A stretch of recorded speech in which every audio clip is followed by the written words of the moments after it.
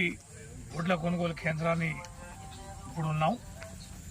ఈ సందర్శన సందర్భంగా మరి అనేక మంది రైతు సోదరులు, బీఆర్ఎస్ పార్టీ నేతలు కూడా పాల్గొనడం జరిగింది.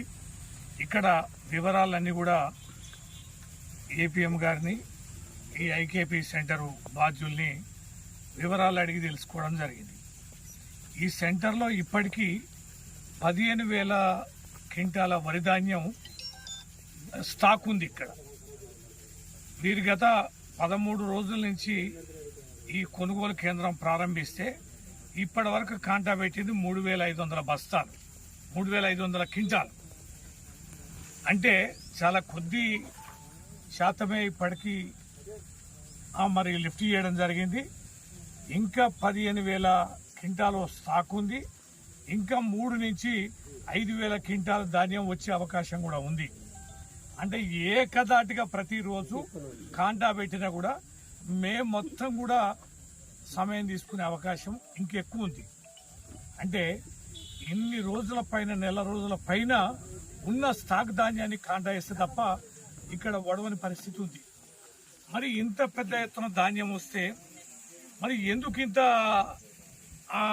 అలసత్వం, ఎక్కడ జరుగుతుంది పొరపాటని విచారణ చేస్తే ప్రధానంగా దృష్టికి వచ్చినటువంటి అంశం ఏంటంటే ఇక్కడ దొడ్డు వడ్ల దిగుమతి అనేది ఇక్కడ బాగా జరిగింది, పంట పండింది. ఈ దొడ్ల వడ్ల కొనుగోలు అనేది ప్రభుత్వం అంతా ఎంకరేజ్ చేయడాలే.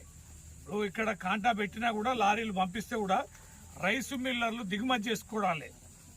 మేము దొడ్డొడ్లు తీసుకోలేము, మా పార్బాయిల్డ్ మిల్స్ కావు, మేము పార్బాయిల్డ్ మిల్స్ వాటిని వడ్లను ఉడకబెట్టి బియ్యం చేయలేము, కనుక మేము రా రైస్ చేసేవాళ్ళం, మేము సన్న వడ్లే తీసుకుంటామని చెప్పమని ఈ యొక్క కేటాయించబడినటువంటి ఏవైతే ఈ రైస్ మిల్లర్లు ఉన్నారో వాళ్ళు ఇబ్బంది పెడుతున్నారు.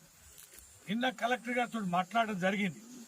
ఈ దొడ్డు వడ్లని మన రైస్ మిల్లర్లు దింపుకోకపోతే ఎట్లా, దీని పరిష్కారం ఏంటి మాట్లాడాలి కదా అంటే నిన్న కలెక్టర్ గారు మాట్లాడినట్టుగా తెలిసింది. మరి ఆ రైస్ మిల్లర్లు మరి ఏ మేరకి ఏందనేది తెలీదు. ఇప్పుడు ఈ ముడుపుగల్లి గ్రామంలో మేజర్ పార్ట్ దాదాపుగా సన్న ఓట్లు అనేది తక్కువగా ఉంది. ఉన్న 15,000లో దాదాపుగా 12,000 పైచీలకు ఈ దొడ్డోట్లే ఉన్నాయి. కాబట్టి దొడ్డోట్లను